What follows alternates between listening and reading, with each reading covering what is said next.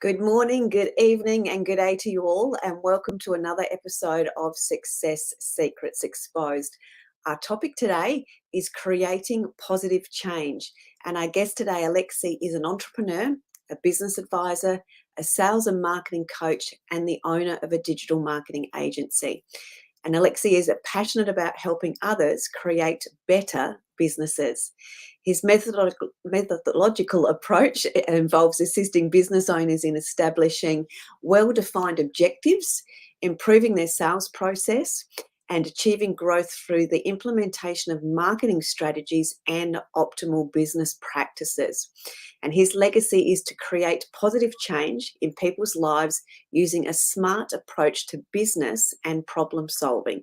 So please help me welcome to the show, Alexei. Good morning, guys. Thanks for having me. Thank you. Lovely to see you again, and thank you for joining us. You're an absolute wealth of wisdom. Whenever I've read or listened to you, I'm always blown away by the incredible practical insights. So thank you very, very much for joining us. Thank you. Hopefully we'll be able to share a few of these insights today. I'm very excited to be doing that today, so thank you. I'd love you to start, if I may, just by telling us a little bit of your backstory, because I know you have multiple businesses, which in itself is impressive because of the level of opportunities and growth that those businesses have had. So can you share a little bit of your business backstory that brought you to here? Sure. Well, I finished my degree in e-commerce back in 2004, and back then e-commerce didn't really exist. And for me, it was really a bit of a roller coaster to get into the industry, which was actually changing and growing very, very rapidly. So I basically got myself into website development and a little bit of Google Ads back then, and they just sort of started in Australia. And since then, I have worked with some of the leading Australian marketers as well as some top brands to help them get better results through smart marketing. Now, what I mean by that is a lot of people are looking just to understand what their competitors are doing and try to sort of replicate it. Very few go with the innovative approach, and we basically like to look at things very differently and experiment with a lot of things, which is where we come up with certain results which are very, very different from your average. And I guess fast forward to 2024, I do run a few other businesses, some bricks and mortar, domestic cleaning, smoke alarms, as well as obviously my advisory, which is called Better Business, where I help businesses grow through smarter marketing and understanding sales and marketing a little bit better. Yeah, beautiful. And with your Better Business, obviously that's your podcast, and you also run workshops around that in your local community, from what I understand. That's right. In fact, we've got one coming up this Friday. Oh, there you go. And they looked, again, what I doing my cyber stalking like I'd like to do, they look like they're packed with a variety, again, of different types of business owners. So that's where that problem solving and that innovation is coming in, that you've got this collaboration and tacit knowledge of shared information across a variety of different businesses. Is that your general approach with the innovation element there? Well, absolutely. Look, we work with very different types of customers. So our portfolio ranges from professional businesses, medical professionals, online stores, and people who specialize in niche marketing. And I love working with that. For me personally, if I find a niche in a business and make that bigger, I think that's the easiest way to success. And we can probably talk more about it later. Yeah, that would be great. I'd love to dive into that a little bit more. Now, as I said to you this morning when we were just offline, you surprised me and excited me when you talked about personality profiling, because it's always been a bit of a love for me and a bit of a curiosity for me. So can you explain the importance of personality profiling as it relates to business and personal development? Well, where do I start? It's such a big topic. I came across a program called Wealth Dynamics back in 2010 when I lived in Melbourne, and what really fascinated me is that no one really told me anything about flow before. So one thing that a lot of people are really failing to achieve is flow within their business, whether it's to do with processes, whether it's to do with people, whether it's to do with clients or staff. And I found that personality profiling was really quite simple, yet very key to actually getting all your ducks in a row. And what I mean by that is, if you align a person with the right sort of task within your company, these people will not only enjoy what they do, they basically, really grow and really fall into what they like. and become a true expert. And I find that this is really the missing piece of the puzzle for a lot of businesses, where someone just hires a person, plugs them into a particular role, doesn't do any personality profiling, and then over time finds out that that person is not motivated, that they don't like what they do, they don't get along with everyone else. So for me, personality profiling was really a stepping stone to building a good team and understanding everyone's strengths and weaknesses in order to align them with the right tasks. For me, Yeah. personality profiling was, a really big insight in order to understand myself a little bit better. Because while I am a very creative person, according to my profile, I'm not very good at finishing, which is where I need the team. So a lot of people Yes. really need that why. They really need to understand their why in order to do better. So for me, personality profiling has worked in a lot of different ways. Yeah, beautiful. I found Wealth Dynamics very, very early on, and the Strengths Finder, and I found those two together from a personal insight perspective. For me, when as a business owner back in the day, when I really couldn't articulate what I actually did, because I just did it instinctively, it was in my head, and the actions that I created, I found that understanding was the understanding of helping me articulate what it was I actually did, and then move forward with the businesses. And then, as you said, getting the right people in the right spots in the team makes a huge difference. So I was very excited to see and have that conversation. And obviously, you've recommended the ones that you tend to utilize the most. And is that something you bring into your business strategy as well when you're working with them, so they can have that same insight and get the right people on the team, etc. as well? Well, absolutely. First of all, it's very important to understand who you're dealing with in terms of clients. So, investing, 30, 40, 50 bucks, I'm not sure what Wealth Dynamics is these days, is really something that allows you to start a different conversation with the customer. Because in reality, a lot of people would approach me saying, hey, we want a better website, we want to do a better marketing campaign. And when I ask them the question, like, what are you actually looking to achieve? A lot of the time they don't really think about it. And if to go deeper, personality profiling really works well in order to really understand what their fundamental goals are and what it is that they actually want out of the whole exercise. And I believe that not only creates a better conversation with the customer, but also helps them understand themselves a little bit better as well. So you're really approaching the situation from more than just marketing or sales. Yeah, beautiful. And obviously, when it comes to the strengths and weaknesses, and you talked about, staff understanding their strengths and weaknesses, and the lack of motivation when the wrong person is in the wrong spot. If you've got that aligned differently within a business, then that motivation and inspiration tends to come in differently. How do you? Because I'm just curious from that perspective, when you're working with that business owner as it relates to getting the team aligned, getting their goals, and then aligning the goals of the business with the team members. How do you find aligning the activities as it relates to the strengths and rejigging a business? Is that something that you work on as well within your business? I guess to a degree. Yeah. Look, I think you have to understand, first of all, what you're actually wanting to achieve within your company. If you want someone to be in a particular role and really be successful, that's one thing. But if you want those individuals to really strive, really, really grow and become an expert, you really need to understand that there are three fundamental parts to becoming an expert. First of all, they really need to learn something. They really need to have a skill and be good at that skill. Secondly, they need to be able to apply that skill. And finally, they need to be able to teach somebody else. That really makes them a true expert, a master, if you like.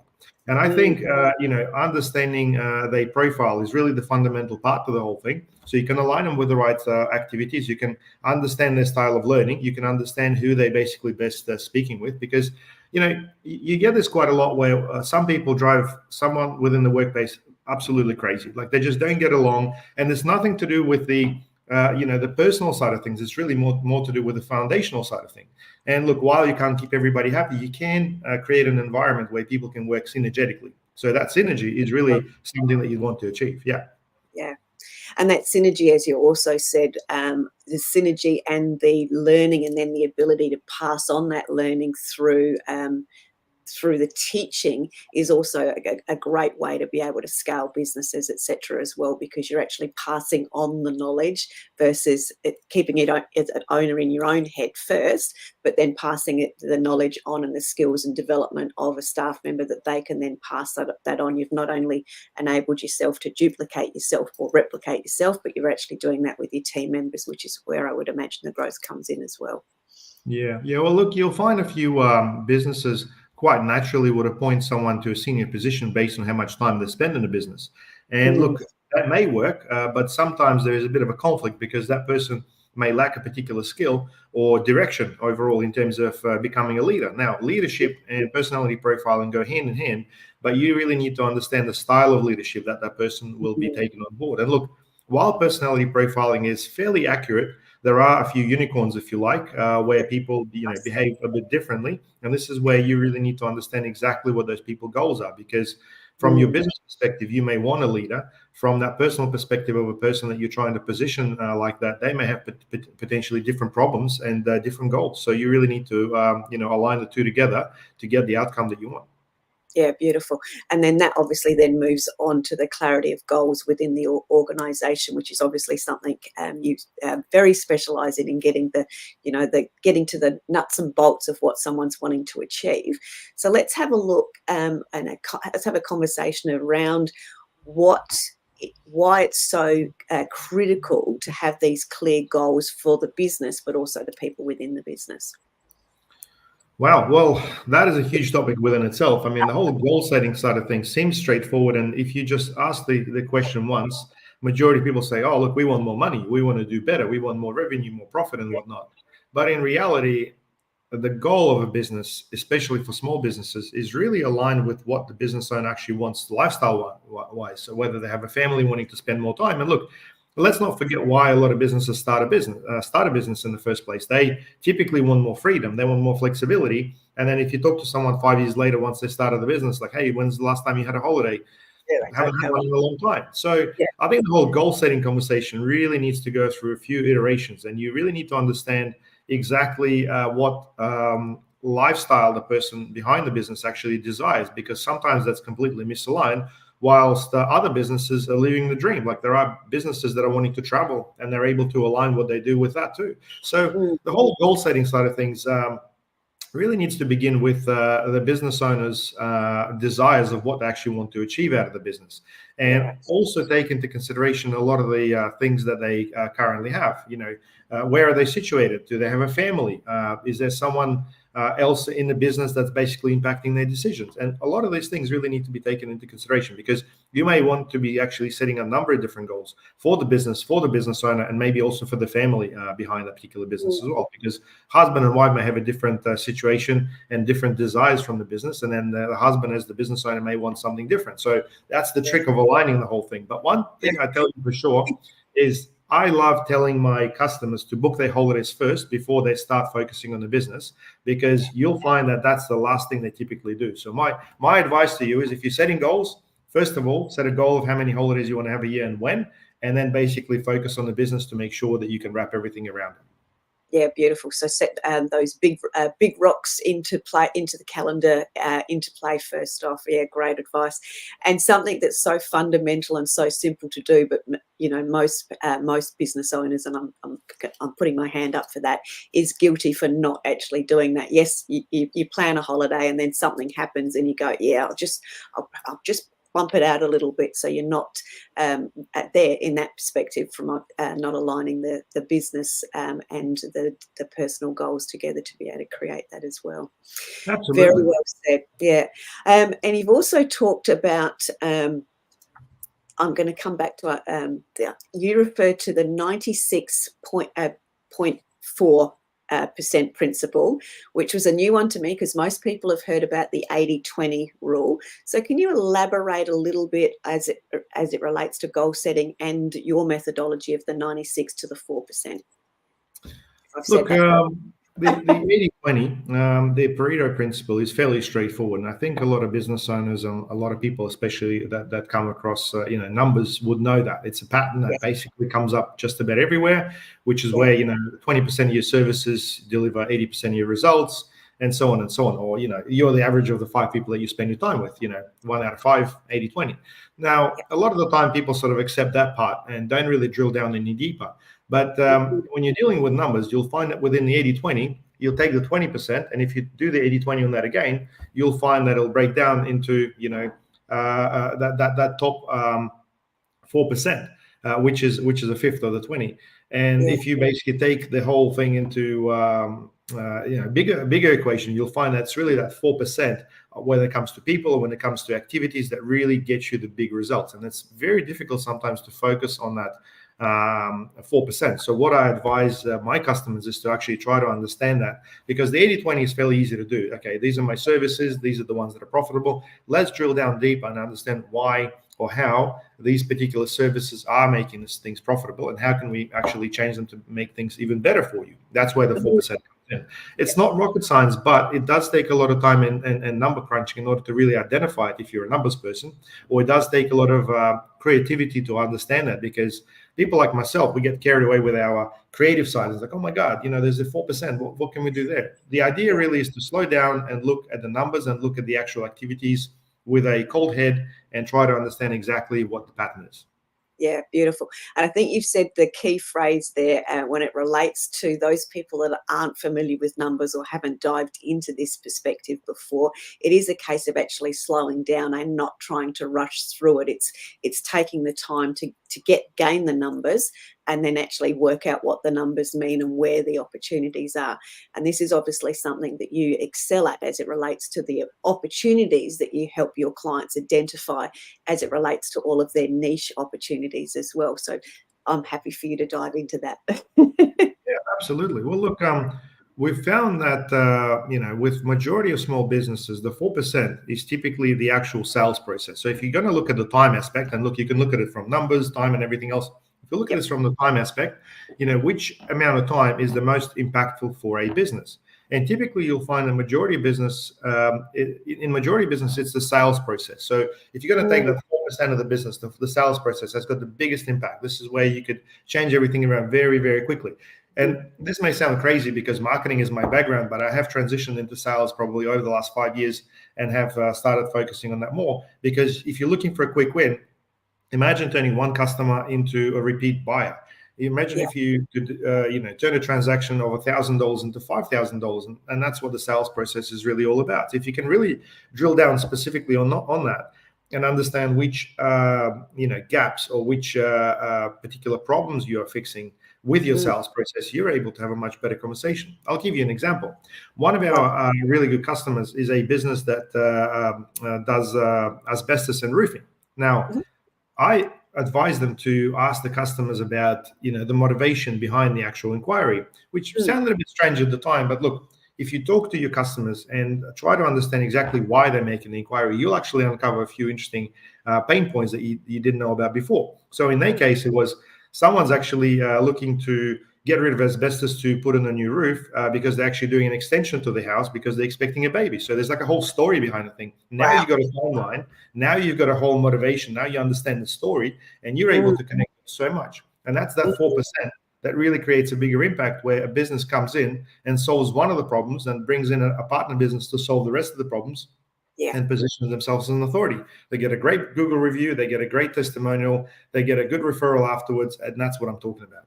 Yeah, and that in itself has gone from a transaction to a transformation for that customer. Absolutely. Yeah. And I'm just we'll pin it and perhaps come back to that. But you've also mentioned on some the partnering aspect, which I know is something very strong from you. Is finding the right and specific partnerships which can really create leverage for a business as well. So with that example, and as you said, it sounded so simple that it was just a couple of key questions to ask a client. But do you find with business owners that it's so simple and so close that we actually forget to do that very often? Ask those couple of extra simple questions to enhance that sales experience and conversation. Well, absolutely. Yeah, we tend to fall into this, conversational mode where we don't really lead the conversation. We just basically jump in with whatever the customer gives us. And in reality, we need a bit of a framework, because if you go through a framework, you ask a set of questions, you can uncover a lot of different aspects about the customer that you didn't know before, and really make sure that your product or service really connects with those. Yeah, look, it's a big topic, asking the questions, because asking the right questions typically gets you the right answer. And this is where sometimes people don't even bother really understanding the motivation or qualifying the conversation. And what I mean by that is, majority of inquiries you're likely to get would be like, hey, how much is it for X, whatever service you provide? So true. And the reason why people ask that is because they don't really know what else to ask. They don't know enough about your business. Mm. So you answering that question just based on that very limited information actually doesn't do anyone any service. So if you're able to qualify that person better and understand exactly when they need it, what specifically they're after, what their situation is, and so on, you'd be surprised how much more you can uncover. Yes, yes, and as you said, you're actually then highlighting all of the additional opportunities, not only for yourself, but to create more of a transformation for those clients. And as a result, as you said, you get the, you know, the rave reviews and the repeat buyers and the advocate clients that, you know, keep sharing, you know, the great experience that they've had with their friends, etc. So you grow a very, very different business. Absolutely. Do you have a similar example of somebody that's got an e-commerce store in that perspective? So we've gone from a bricks and mortar conversation where you can actually have an exchange dialogue, but you also work with a lot with e-commerce. Do you have an example around that? Absolutely. Yeah. Yeah, absolutely. Well, I'll give you a couple of multi-million-dollar tips if you like. Ecom, the issue with ecom is obviously it's very transactional. A lot of the time, there's really no personality behind the actual store. And look, if you found a niche and you're priced well or potentially have got an exclusive product, great. Otherwise, you really need to think about how you can make your store really stand out and provide a better service to the customer. Now, obviously, timing is huge. A lot of people are happy to pay more for receiving a product, faster. So offering things like express shipping and so on works really well, and it's fairly straightforward. I'm sure majority of ecom owners, if you're serious about your business, would run that. Free shipping makes things even better because for some reason, even if you make the same price as a product plus shipping, but a more expensive product and free shipping always wins. It's just It human does. nature. I love free shipping. Free shipping. People love that. Yeah. Yeah, but most importantly, what I recommend a lot of my customers is put a phone on their website because a lot of ecom don't have any phone numbers. There's no way to quickly inquire with somebody. So what we do for a lot of our customers is we actually connect them with VAs in the Philippines and get them a local phone number where people can actually call someone and talk to them about the actual product. So we train those VAs specifically for the business, and that really creates a competitive edge. And if you are serious about your online store, you will find that the customer just wants to speak to someone to qualify a few things and sometimes understand whether you're real or not. Because if they haven't really come across your brand before, they may be, not trusting you so much because it's really a trust exercise. But having their phone number and having that human voice really, really works well. Yeah, beautiful. I'm going to go back about 10 years ago when we had an online store, my ex-partner, and we had a phone number on there. It was a 13, not done as well as what you were doing, but it was a 1300 number where they left a message, but we were able to jump on that very, very quickly. It was whoever was home type scenario. And people were always genuinely surprised, that we actually called back and that we called back really, really quickly within, a couple of minutes, no more than half an hour. And the number of sales that we created through having that conversation versus that person leaving a message or doing a hang up. Because as you said, they just had a simple question and they hoped that they could get that answered by a human. And that just made all of the world of difference in that sales process. So yeah, great insight. And it's obviously done so much more, I'm going to say much more humanized with having the virtual assistant staff that can do that job so well, and be that immediate person on the end of the phone. What a great strategy. Well done. And now we've talked a little bit around the niching. So I'm going to ask you, in your eyes, because I literally saw your eyes light up when you talked about the niching. So it's obviously an area that you're very passionate about.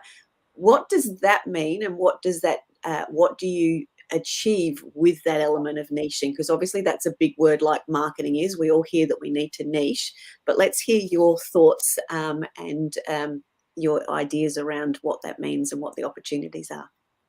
Well, foundationally, once again, it's this 96-4 principle where you're really just zooming into something so small. And what that really helps you achieve is, first of all, less competitors or no competitors. It allows you to position yourself as a specialist, which is where you can charge a lot more for being that specialist. And if you think about it, if someone specializes in something and solves a problem for you, you're very likely to refer them in the future for a particular thing as well. Because, while a lot of people love the whole jack of all trades setup, they don't really get as many referrals based on the fact that they do things, average. You really want to make sure that if you refer someone, they are the expert. They're really good at something specific. And that's typically how half of the referrals are done. It's almost like, do you know somebody who does X? And it's like, yeah, I know Yep. this guy. He's really good at that. Talk to him. And that typically eliminates the whole price situation altogether because you're just after quality. That's the biggest thing. And Yes. I think when it comes to niching, the real challenge is to understand your point of difference. Like once you found a niche within your business, and you may have, let's say 2 or 3 competitors, straight away the number of competitors shrinks because whether you're doing Google ads or whatever advertising, you'll find that there's not as many competitors right there. The next challenge is really understanding what the point of difference is, because a lot of businesses sound very similar. Like, hey, we do this fast, we don't charge call out fees or whatnot. And that's where the whole challenge really starts to appear. Now, Mm. that's a huge topic within itself, but when it comes to positioning without a niche, within a niche, sorry, it's really more about understanding your delivery and specifically the connection with the product. So things like guarantees work really, really well, and that actually puts you in a completely different category as well, where no other business can really compete on you with you based on that guarantee. Oh, wow. That, again, something so simple that, again, majority of us don't think about. And the only recollection I have with guarantees is when you go and do courses, etc., they're guaranteed that you're going to get these incomes or you're going to find this information. But you're able to do that with the bricks and mortar types of and online businesses with that as well. Well, absolutely. And look, I was just at a conference a couple of weeks ago where we had a pretty good conversation with the key speaker there, Mel Emery, whom you may Yep. know, the Yep. father of direct response marketing in Australia, by the way, taught by the great Dan Kennedy. And he Yep. said, look, majority of businesses, if you ask them, okay, if a customer's not happy with your product or service, what are you going to do? They say, what do you mean? Like, well, would you take their money? And they say, well, no, we won't. So if you're going to do like a money back or, we don't charge you unless you're satisfied, that will be true. And majority of time, that seems to be the case. People are very reluctant to do that, though, because they think, oh, my God, I'm going to attract all these people. But at the same time, they're forgetting about the fact that they're going to attract so many more other people, like the actual good customers, through that exercise. And in reality, if you're not getting many refunds, you're not marketing hard enough. That's the truth about it. Very true. That would fall into those numbers again too, wouldn't it? Absolutely. Yeah, beautiful. And you talk a lot. We've talked a little bit as it relates to collaboration and the opportunities that can come out of collaborations as it relates to marketing and business growth. So obviously, when you've been able to niche down and you've got your USP and exactly who you are, that makes it much easier to work out who it comes next and who comes before you. Is that the type of partnership scenario that you generally suggest to your customers, or do you have some other insights or strategies around the right types of partnerships and referrals and those sorts of things? Look, I guess that's a good way to look at it. I mean, find out who is, who your client is likely to approach before you and after. That's probably a good way to look at it. But I like to look at it from a perspective of, find businesses that you have got the same clients with and who you're not in competition with. Because a lot of the time you'll find that there are a lot of businesses who have exactly the customers that you're after, and they don't really offer anything as close as, what you offer. And what's interesting is when you start talking to these people, a lot of the time, the biggest mistake I'm finding is businesses are trying to sell absolutely everyone. Hey, you have an opportunity to talk to someone, you start selling. Don't sell, just educate them. Tell them about what you do. Tell them why you're different. Tell them specifically who you're after. And I found that when you have conversations about partners, two partners, you're actually going to get clients out of both. And this is crazy, right? So if I talk to, let's say, a social media company and say, hey, look, we're actually looking for partners specifically when it comes to, let's say, Google ads or consulting and stuff. I'm after these sort of people. Who do you know anyone? They're like, hey, hang on a second. I'm over here. I want to talk to you. I want to be your client. And it's like, man, that wasn't really my motivation, but you end up having a customer as well as a referral partner as well. And in my opinion, a lot of partners really want to know what sort of service you provide from the inside in order to be able to refer you and build a confidence. So Very I'm not true. sure if I answer your question, but yeah. Yeah, no, very, very true. It's that they've tried it before. They've brought it before. Getting tongue-tied this morning. They've brought it before they've referred it, so they've actually had the full experience. They understand what it is that you're actually doing, as well as having then the ability to have a true and honest conversation about their own experience, as well as the insights of the organisation there in that perspective too. Yeah, Yeah. absolutely. And one of the things that you like to talk about a lot, and I've picked this up a number of times, is this the process of continuous improvement. So, can I ask you to expand a little bit on your perspective of the continuous improvement process? As it Yeah. Okay. Well, that's an interesting topic. So, look, today. probably once again, if we're going to take a population of any country, we'll find this 96-4 approach where 96% of people don't want to have any more education in their life at all, whether it's school, university, college, whatever it is. They basically have done with the whole thing, and they just want to go and move on and enjoy their life and work.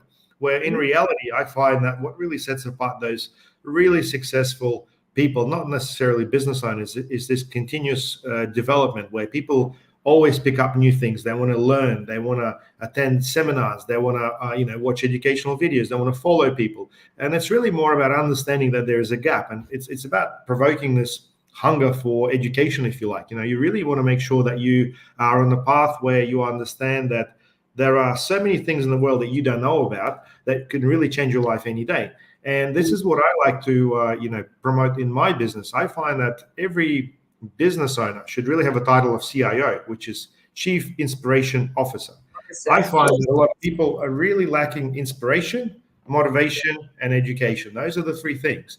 And if you're just going to feed someone education by itself, you may get a little bit boring. You got to motivate the people around you as well, because not everyone can do it. Let's be honest. Some people are really, really good at motivating people, others are not. But what sits above the whole thing is inspiration. You can either lead by example, you can either find, real case studies that help people understand the situation better and inspire them to do better. Because at the end of the day, if you look at every single transaction, whether you're buying something or doing something, it's about change. You were here, you've done something, and now you're here. And that's exactly what this world is about. Beautiful. And as it relates to the motivation and education and the inspiration from within that team, you're taking that leadership role. How do you transfer that excitement or curiosity to team members to find their own inspiration, motivation, and education? Do you have any tips on that? Look, I don't think there's one specific recipe, and I think you really need to understand that person a little bit better, because while one recipe may work for one person, it will not work for another person. So once again, I think that personality profiling, which may sound difficult, but in reality, it's not if you have a fairly small team. I like working with teams that are 5-6 people, where you can really connect with everybody. If you've got a team of 50 to 100 people, it's a different conversation, and you really need to make sure that you appoint managers or leaders to lead smaller groups. It's almost like in the army, there are exercises of smaller units, which is where people bond quite well. But to answer your question, I think it's really important to understand that everyone shares the same values and is able to have fun with the similar sort of things. Because if you're able to create that team culture, you're essentially approaching the whole thing from another situation altogether. Because a lot of people get too serious when it comes to work. Let's be honest. Everyone just, falls into this mode. They don't smile. They're just really busy. And you really need to break that pattern. You really need to make sure you activate these people through social exercise, which is where I believe that doing things like beer o'clock, let's catch a couple of beers on a Friday afternoon, is really key to getting through to those people. Yeah, well said. And I do, we've got that.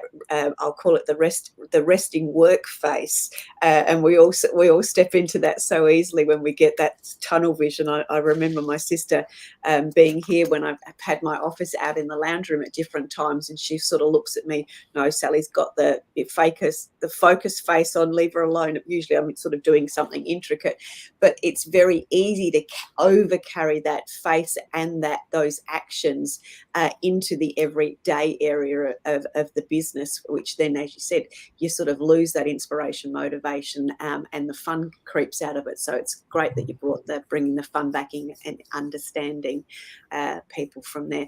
Now I'm going to shift gears and come back to the title of our topic today, which was creating positive change, because you have a book coming out, or you're working on a book of the same title. So I'd love you to share a little bit about your inspiration around writing this particular book.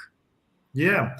Well, my book is called Better Business That Works. And the tagline is actually creating positive change, which is what I like to use as my motto, because I find that everyone needs a reason. And for me, it was a bit of an aha moment when I was working on the title, but I thought the title wasn't as good without a tagline. So that's where creating positive change comes in.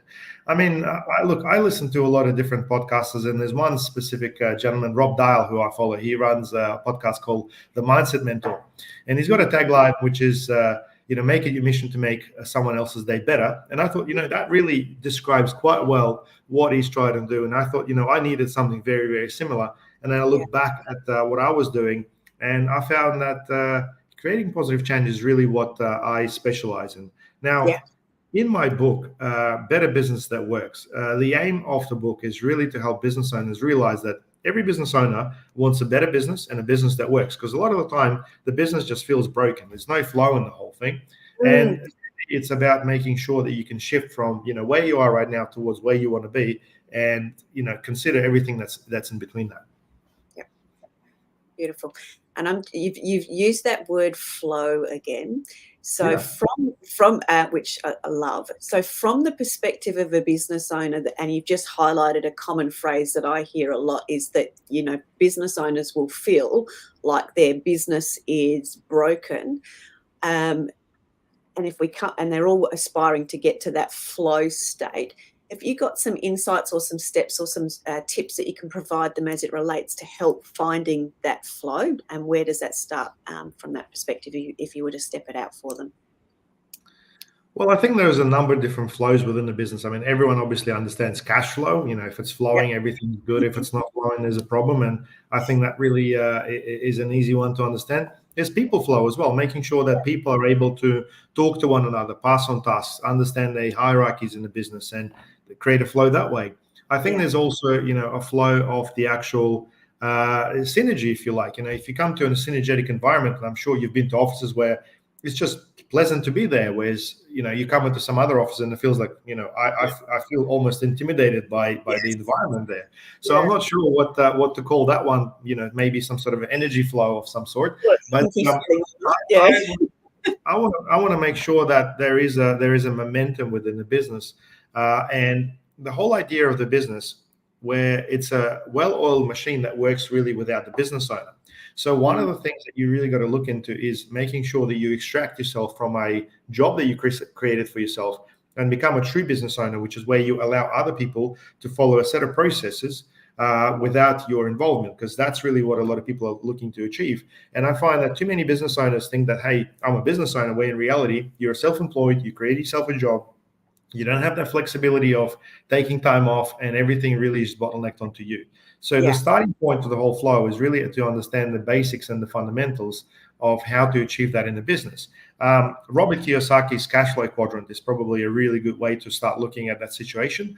Although it mainly talks about money, I think it does touch on a lot of things in relation to your role in the business as well. I'm not sure if I've answered your question, because this is a very, very big topic, and there's probably a few aspects to it that we need to consider. Yeah, and I know we've covered lots of big topics, but I do, and I've done that very intentionally because of that, your ability to inspire and give people insights in that really easy, common understanding language. So thank you for doing that. And I do believe you did answer the question, because flow is more than just the one dimension. It is all those dimensions in a business. It is that energy, the shared energy between people in the office. Plus, it's that energy that a new person feels when they walk into the room. And only yesterday we were was at an event and walked into an office area there, and as soon as I walked in, you could tell that someone had had an argument or something was going on, because you just literally walked straight into this the feeling of that hinky feeling, or oh my God, I really don't want to be in this room, and that inhibits flow. And as you said very articulately, there's all those different types of flow, and it's not just always focusing on the cash flow, but it's also the energy flow, and maybe the resilience of the person, and as you said, also transferring the knowledge, so you're actually you can work your way out of the business, so you've passed on those skills as well. Yeah, absolutely. I find that when it comes to flow, a lot of people think it's like some sort of an end product. Well, it's actually a journey. Like what you're working well said. it's a very prolonged process, and it doesn't just start or stop. You either Yeah. have it, and then you're able to sort of build on that, and you can see how it changes over time as well. I mean, look, we've gone through some very dynamic times of the economy, business, how the market behaves. So you need to make sure that you understand how to adapt, because your flow just won't keep going the same way with all the changes that are going around you as well. So you got to really keep your finger on the pulse. Yeah. Yeah, very well said. One more deep question.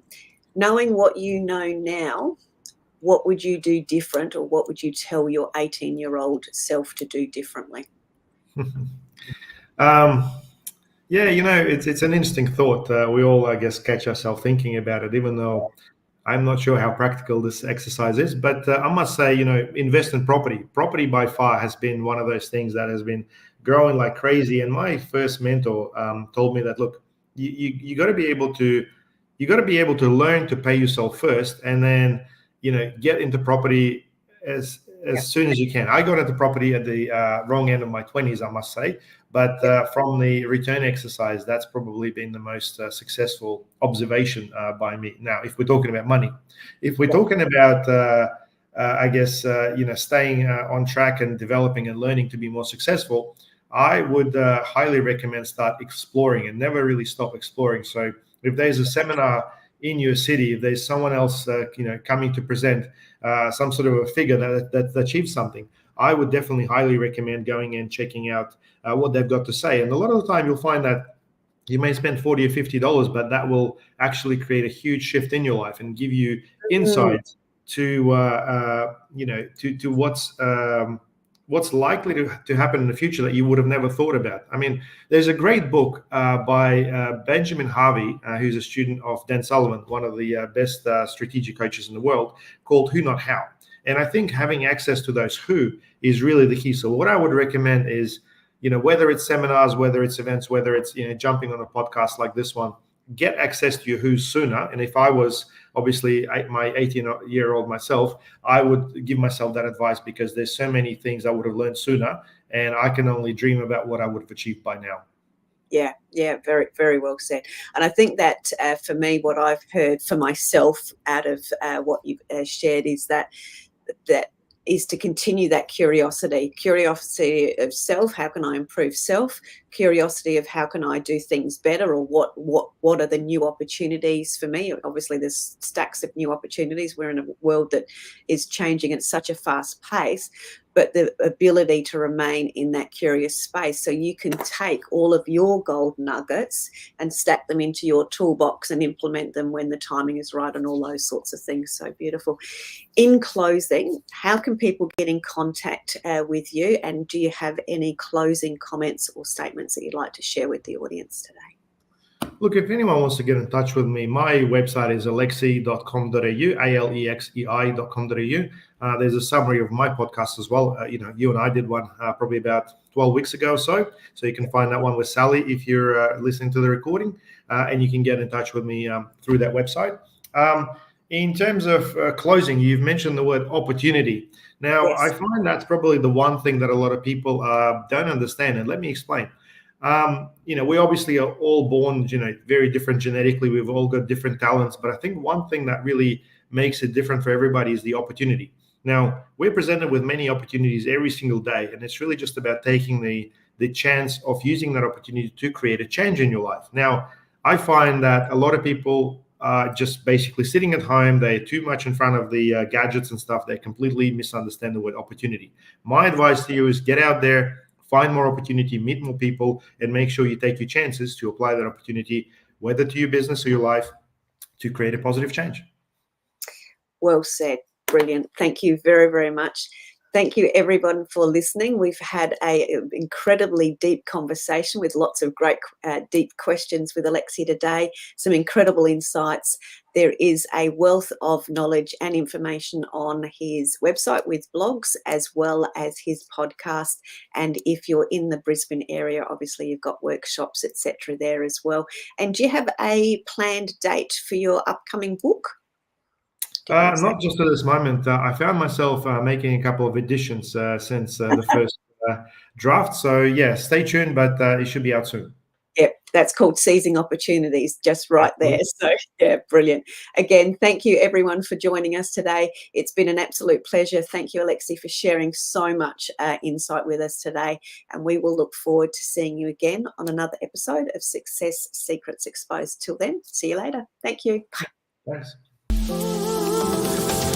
Remember, if you want to be sought after and sold out, as well as being known as the obvious expert in your industry, you need to speak with Sally, our host of Success Secrets Exposed. Sally is the founder of Monetize Your Content, a done-for-you content marketing agency that helps you be easy to buy. See you next week on another episode of Success Secrets Exposed. Tune in live every Tuesday at 7 p.m. Eastern Time or Wednesday mornings in Australia on W4CY Radio and Talk4 TV.